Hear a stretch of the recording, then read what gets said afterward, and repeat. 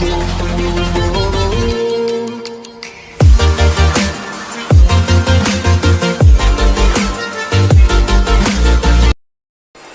Friends, welcome back to my YouTube channel. Friends, ये आपके सामने डेल 10 का यूनिट है जो टेकिन का है। इसमें क्या है, कैपेबिलिटी ब्लॉकेज है, तो आप उसको कैसे ट्रेस कर सकते हो, प्लस कैपेबिलिटी आप चेंज कैसे कर सकते हैं, न्यू स्टॉक कैपेबिलिटी यूज कैसे कर सकते हैं, उसको कैसे लगा सकते हैं, और कैपेबिलिटी अगर ब्लॉक है तब आप उसको कैसे आइडेंटिफाई कर सकते हैं कि उसमें कैपेबिलिटी ब्लॉक है, इस वजह से डिस्चार्ज लाइन से प्रेशर नहीं आ रहा है या फिर नहीं आउट हो रहा है जो।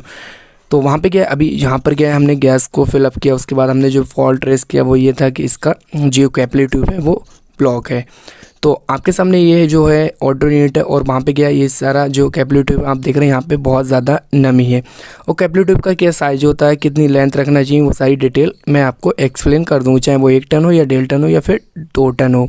तो यहाँ पे क्या है, नमी आप देख रहे हैं, ये नमी बहुत ज़्यादा है, क्योंकि अभी क्या है, हमने ऑटो यूनिट को नीचे ले लिया है, जहाँ पे एसी लगा था वहाँ से हटा के नीचे रख दिया, इसको ओपन कर दिया। उसके बाद यहाँ आप देख रहे हैं हमने एसी को ऑन भी किया था, तो वहाँ पे नमी स्टार्ट हो गई कैपेबिलिटी ट्यूब पे आना। अगर कैपेबिलिटी ट्यूब पे नमी होती है तो इस कंडीशन से क्या होगा, आपका कैपेबिलिटी ट्यूब ब्लॉक होगा, क्योंकि वहाँ पे क्या है, नमी आना स्टार्ट हो जाती है। तो इसका ये बॉल है, आप देख रहे हैं, ये बॉल यहाँ से क्या है, पाइप जॉइंट होता है और यहाँ से ऊपर कैपेबिलिटी ट्यूब लगती है। तो ये जो है, मैं आपको कैपेबिलिटी ट्यूब जो है आपको मैं कट करके दिखाऊंगा कि यहाँ पर ये जो है नमी आई है, यहाँ से क्या है, वैसे प्रेशर हल्का फुल्का आउट हो रहा है, मतलब जो है थोड़ा बहुत यहाँ पे ब्लॉकेज ओपन है तो वो हल्का फुल्का प्रेशर आ रहा है, बट इसमें क्या है, जो रेफ्रिजरेंट है वो प्रॉपर तरीके से लिक्विड नहीं आ रहा है, क्योंकि ये ब्लॉकेज है, इसी वजह से ये दिक्कत आ रही है। तो यहाँ से जो है ड्रायर बिल्कुल ही, जो इसके नीचे जो ड्रायर लगा है एक छोटा सा, मैं यहाँ से कट करके आपको दिखाता हूँ पाइप, और उसके बाद आपके सामने प्रैक्टिकली होगा।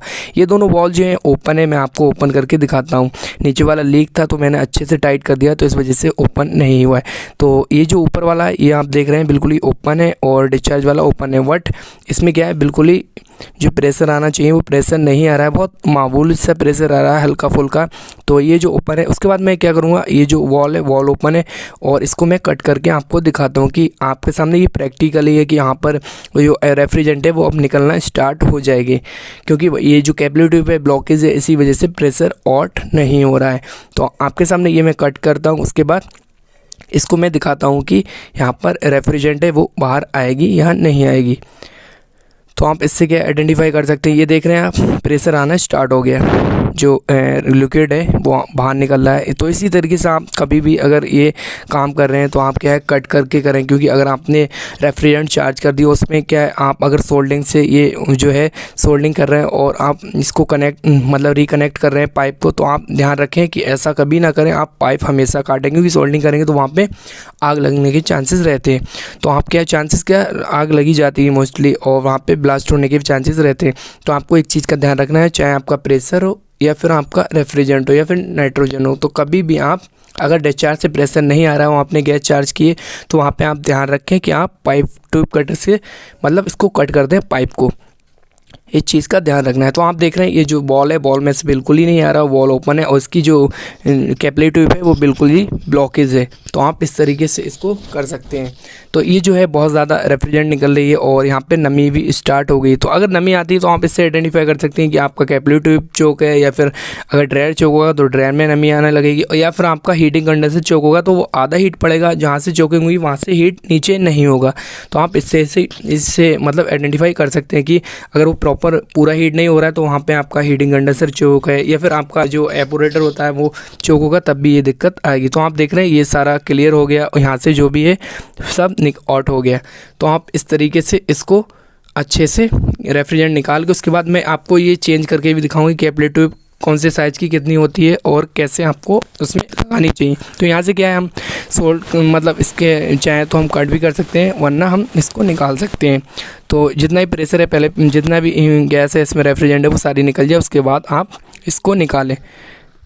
अगर आपका 1 टन का यूनिट है तो वहाँ पे कैपेबिलिटी ट्यूब का जो साइज़ होगा वो होगा 0.055, और उसकी लेंथ जो रखेंगे आप 32 इंच रखेंगे। अगर आपका कैपेबिलिटी ट्यूब वहाँ पे नहीं है और आपका जो एयर कंडीशन है वहाँ पे 1 टन का है, तो आप कैपेबिलिटी ट्यूब जो साइज़ यूज करेंगे और लेंथ यूज करेंगे वो इतनी करेंगे कि वहाँ पे जो साइज़ होगा 1 टन का वो 0.055 होगा, और उसकी जो लेंथ होगी, लंबाई जो होगी वो होगी उसकी 32 इंच। तो आप इससे क्या है, अगर आप वहाँ पे साइज़ नहीं तो आप 1 टन में ये यूज कर सकते हो, और वहाँ पे क्या है, कूलिंग की परफॉर्मेंस बेटर होगी।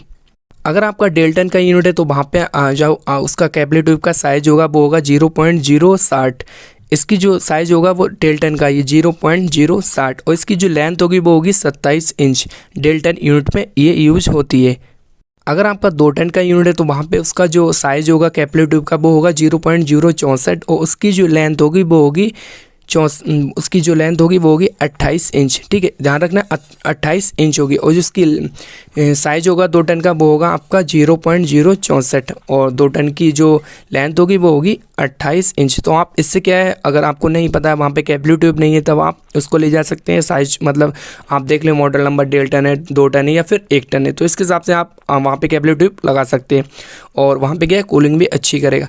अगर आपको इससे बेटर जो तरीका है वो मैं आपको ये बताता हूँ। अगर वहाँ पे कैपिलरी ट्यूब है तो आप उसका क्या है साइज पहले माप लें कि कितनी है और उसके बाद आप कैपिलरी ट्यूब जो होती है उसका थोड़ा सा पीस कट करके ले जाएं शॉप पे जहाँ पे स्पेयर पार्ट पे ये कैपिलरी ट्यूब मिलती है, तो वो खुद ही अपने हिसाब से दे देगा। बट आपको क्या है उसका साइज़ बताना पड़ेगा कि कितनी लेंथ है इसकी, कितने इंचेस है, तो आप उससे ले सकते हैं। उसके बाद मैं आपको दिखाता हूँ कि वहाँ पे आप कैसे उसको फिट कर सकते हैं। तो ये आप देख रहे हैं ये हमने क्या है कैपिलरी ट्यूब इसमें क्या है अच्छे से सोल्ड कर दी, तो आप भी इसी तरीके से सोल्ड कर सकते हैं। आपको एक चीज़ का ध्यान रखना है, ये बॉल जो है बॉल भी सोल्ड कर दिया। आपको एक चीज़ का ध्यान रखना है कि आप जब सोल्ड करेंगे तो इसे पंच अच्छे से कर देंगे जिससे कि इसके अंदर मटेरियल ना जाए, मतलब सोल्डिंग ना जाए, वरना आपका पाइप ब्लॉक होने के चांसेस रहते हैं।